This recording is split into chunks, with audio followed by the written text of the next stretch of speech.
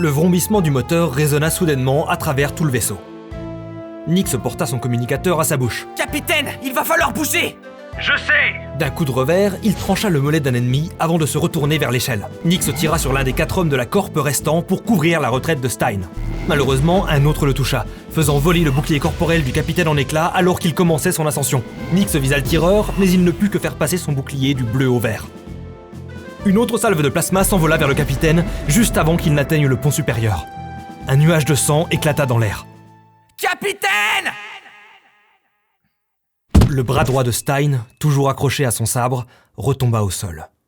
Furieux, Nix tira aveuglément sur les ennemis, sans en toucher un seul. Le capitaine avait malgré tout réussi à se hisser jusqu'au pont supérieur. Il se précipitait vers le sas du cockpit, laissant une traînée de sang derrière lui. Nix continuait de décharger son PX-80 sur les ennemis, enragé et complètement à découvert. Une nouvelle salve fut tirée en plein dans sa direction, mais au même moment, le vaisseau décolla, le faisant chuter en arrière et éviter le plasma de justesse. Un trou de plus avait été creusé dans la coque du pont supérieur. Le jeune homme se ressaisit. Il devait rapidement passer un sas pressurisé avant que le vaisseau ne quitte l'atmosphère. Tout le pont supérieur et la cale allaient être exposés au vide de l'espace. Par le trou de la coque, il vit que le toit du hangar était en train de se refermer. De gigantesques battants d'acier se rejoignaient lentement au-dessus de leur tête. « Allez, Topher !»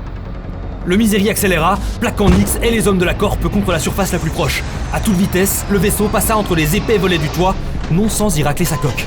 Nix avait été plaqué contre le sas de la salle des machines. « J'espère que Gandar ne s'est pas encore endormi. C'est moi, ouvre !» Le sas se déverrouilla. Mais Nix fut pris d'une sensation de malaise. « Referme !» Faut savoir. Gandar referma le sas en soupirant. Nix se retourna et rejoignit l'échelle. Il aperçut l'un des hommes de la Corp passer le sas bâbord vers les quartiers de l'équipage, la cuisine et surtout l'infirmerie. C'est pour elle qu'ils sont venus. Les autres agents rampaient du mieux qu'ils le pouvaient pour atteindre le sas, ralenti par l'inclinaison du vaisseau. Nix profita de la pente pour sauter dans le trou de l'échelle et glisser le long de la trappe. En descendant, il tira sur un des 3 ennemis, détruisant son bouclier au passage. Je dois atteindre le sas avant que Topher n'enclenche les turbines. Il atterrit sur le sol incliné de la cale avant qu'un rayon de plasma ne le frappe. Vert. Encore 5 coups. Il tira sur l'ennemi qui venait de le toucher et le frappa en plein abdomen. L'homme s'écroula et glissa jusqu'à la trappe, une large brûlure sur le torse. Son corps se coinça juste à côté du trou, à travers lequel les immeubles de Gorgona se faisaient de plus en plus petits. Les 2 autres essayaient de rejoindre le sas. Nix prit appui sur les caisses vides pour remonter et tira sur l'un d'eux, dont le bouclier passa au jaune. J'ai pas le temps pour ça. L'agent se retourna pour tirer, égalisant le niveau du bouclier de Nix sur le jaune également. Le vaisseau fut alors violemment secoué. Dehors, les chasseurs de la Corp venaient de tirer une torpille. Nix s'agrippa de toutes ses forces contre la caisse et vit son adversaire chuter, frapper lourdement une grosse caisse en métal et s'écraser contre la trappe, son bouclier virant immédiatement au rouge. Beaucoup mieux. Le jeune homme tira un coup, faisant éclater le bouclier de l'homme de la Corp. Non! Protesta l'agent. Il essaya d'atteindre son arme, qu'il avait lâchée dans sa chute. À l'instant où il posa la main dessus, un rayon de plasma le frappa en plein ventre.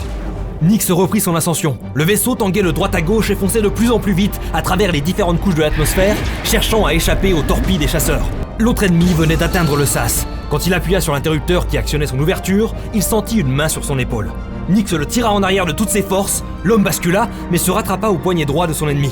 C'était également le bras qui tenait son PX-80, dont le canon pointait désormais droit sur son visage. On peut négocier?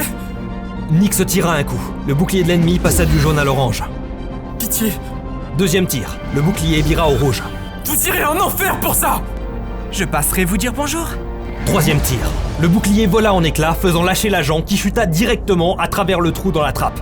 Son corps tomba sur un trottoir, juste devant une file d'attente pour l'hypercafé. Les clients paniquèrent un instant avant de réaliser qu'il ne s'agissait pas d'une personne cherchant à couper dans la file, mais juste d'un cadavre.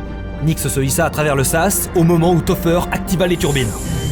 Il eut tout juste le temps de refermer la porte avant d'être plaqué contre elle, écrasé par une accélération de 3 fois la gravité de Gorgona. Son bouclier passa du jaune à l'orange. Ses organes étaient écrasés dans son abdomen, l'empêchant de respirer, et il manqua de perdre connaissance. Mais quelques secondes plus tard, tout se relâcha. Il n'avait désormais plus de poids. Il secoua la tête pour se ressaisir, ce qui ne fit que perturber encore plus son oreille interne. Il lui fallut encore quelques instants pour se retenir de vomir. Puis il appuya sur l'interrupteur qui commandait la deuxième porte du sas. Profitant de la pesanteur, il se propulsa à travers les quartiers de l'équipage et rejoignit la cuisine. N'ayant rien pour se ralentir, il frappa le frigo de plein fouet et dut s'accrocher à la poignée pour ne pas repartir dans la direction opposée. La porte du frigo s'ouvrit, libérant un ensemble d'œufs, de légumes et de yaourts qui se mirent à flotter librement dans la cuisine. Soudain, le visage de Yuli apparut sur son communicateur. Accrochez-vous! Je relance l'ordinateur stabilisateur de bord et la gravité artificielle. Nyx essaya d'aligner ses pieds avec le sol. En un instant, il passa d'une absence totale de poids à une simulation de gravité normale et atterrit gracieusement. Les œufs et les yaourts furent moins chanceux.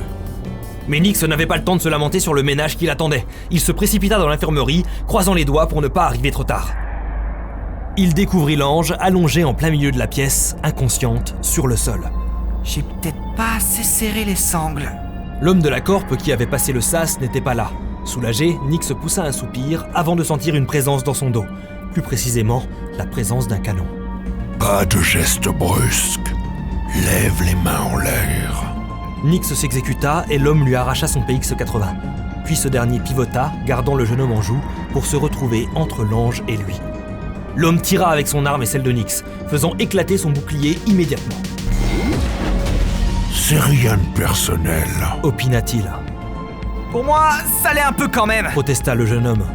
Ce sera rapide. Alors qu'il allait abattre Nyx, l'homme de la corpe fut distrait par un bruit derrière lui. L'ange venait de se relever, ses yeux brillants d'un rouge de sang.